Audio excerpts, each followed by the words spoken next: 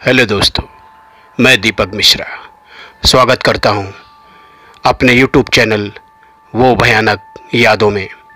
दोस्तों, अगर कहानियाँ पसंद आएँ तो लाइक, शेयर, कमेंट और सब्सक्राइब अवश्य करें। दोस्तों, हमारा मकसद अंधविश्वास को बढ़ावा देने का नहीं है।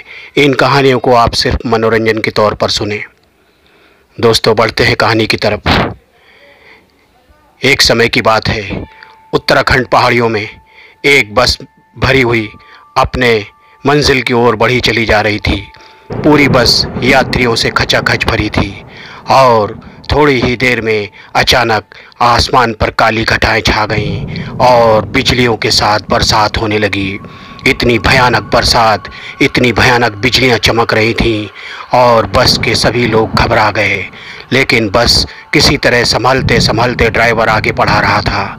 बस का ड्राइवर जो था बहुत ही जानकार था, इसके लिए बस में सभी लोग को उसने कहा, आप लोग चिंता न करें, मैं बराबर आपको सही स्थान पर पहुंचा दूंगा। दोस्तों, अचानक थोड़ी ही देर में एक लपलपाती हुई बिजली बस के आगे आगे चलने लगी। वह बस के ऊपर तो नहीं गिर रही थी, लेकिन बस के आगे आगे दौड़ रही थी। बस के ड्राइवर को बहुत ही डर लग रहा था कि ये क्या माजरा है। इतने सालों से बस चला रहा हूँ, लेकिन ऐसा माजरा मैंने कभी नहीं देखा। यह बिजली चाहे तो बस के ऊपर भी गिर सकती है, लेकिन ये मेरे आगे आगे क्यों चल रही है। कुछ ही दूरी पर अगर जरा सा भी छूट जाए तो बस पूरी जल के खाक हो जाए। बस का ड्राइवर जानकार था, उसने तुरंत ही वहीं पर बस रोककर नमाज पढ़ी। नमाज पढ़ के खुदा को धन्यवाद किया और खुदा से कहा, हे खुदा, कुछ मार्ग बता, इस बला से हमारा पीछा छोड़ा। उसने आंखें बंद करके देखा, तब उसे ध्यान आ गया और उसने कहा, दोस्तों, मुझे कहना तो नहीं चाहिए, लेकिन फिर भी मैं कहना चाहता हूँ कि मुझे ऐसा एहसास हुआ है और ऐसा मालूम पड़ा है कि इस बस के अंदर कोई तो ऐसा है जो मनहूस है।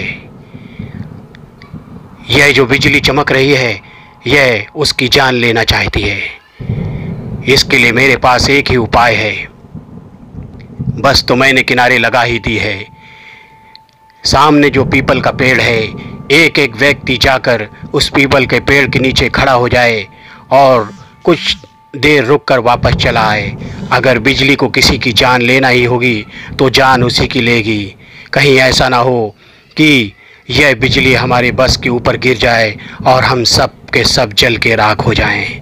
इसके लिए हिम्मत करके उसने सबको कहा, आप लोग कृपया करके एक एक करके जाएं और झाड़ के नीचे कुछ देर खड़े होकर वापस चले आएं। लोगों ने इनकार किया कि ये क्या बकवास है, लेकिन बस का ड्राइवर कहा कि ऐसा ही करना पड़ेगा, वरना कोई रास्ता नहीं है। सभी लोग ने उसकी बात मानी और एक एक करके उस पीपल के झाड़ के नीचे कुछ देर रुक रुक के वापस आ गए। बिजली वैसी ही तड़कती रही बस के आगे। आखिरी में एक बूढ़ा व्यक्ति बचा जो बस के एकदम पीछे की सीट में कंबल ओढ़े बैठा था। दोस्तों, सब लोग ने कहा कि हम सब लोग तो उस पीपल के झाड़ के नीचे खड़े होकर आ गए, अब बाकी है तो ये बूढ़ा इंसान। लोगों ने कहा, भला इस बूढ़े इंसान से क्या, वैसे भी इसकी उम्र तो है बीत चुकी है। तब भी उन्होंने कहा, कहना तो पड़ेगा ही, कहीं यही तो मनहूस नहीं है। यह सोचकर उस बूढ़े इंसान से लोगों ने कहा, बाबा बाबा। बूढ़े इंसान ने कहा, क्या बात है बेटा?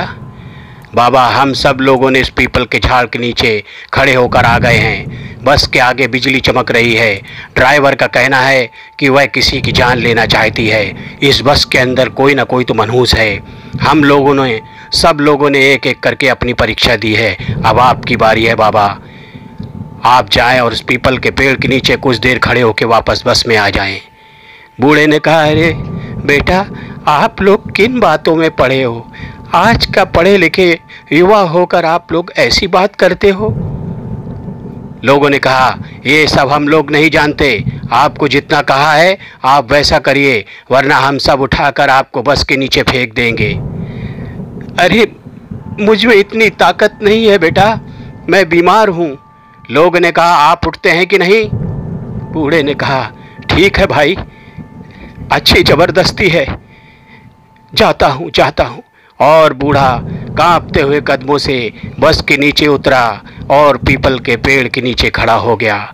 दोस्तों, बूढ़ा जैसे ही पीपल के पेड़ के नीचे खड़ा हुआ, वही भयानक बिजली बस के ऊपर गिर गई और एक ही धड़ाम की आवाज़ के साथ पूरी बस जल के राख हो गई और जितने लोग बस में थे सब वहीं चीख पुकार करके राख में बदल गए।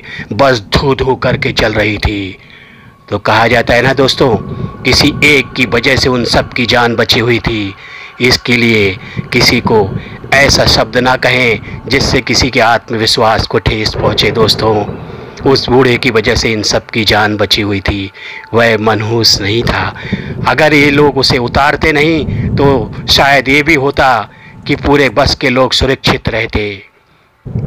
तो दोस्तों, हमारी कहानियाँ जो हैं कुछ ना कुछ सीख भी दे सकती हैं। हर कहानियों में कुछ ना कुछ सीखने को होता है दोस्तों। सभी कहानियाँ डरावनी नहीं होती, हर कहानियों का कोई ना कोई मकसद होता है। इसके लिए अपने मकसद को तलाश करें और आगे बढ़ें। गुड नाइट दोस्तों, अच्छी लगे तो सब्सक्राइब अवश्य करें। Good night.